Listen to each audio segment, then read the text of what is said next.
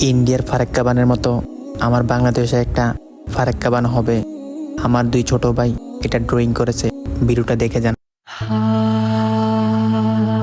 ভাইয়া এটা কি করো? ডিজাইন করছি। এটা হলো আমাদের দেশের ফারাক্কাবাদ। এই ফারাক্কাবাদের উচ্চতা কত?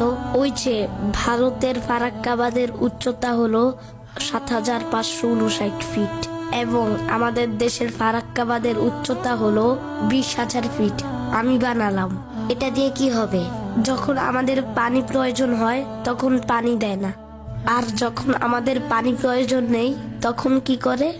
তখন আমাদের পানি দিয়ে জীবজন্তু সহ আমাদের দেশের মানুষকে প্রাণহানি ঘটায়।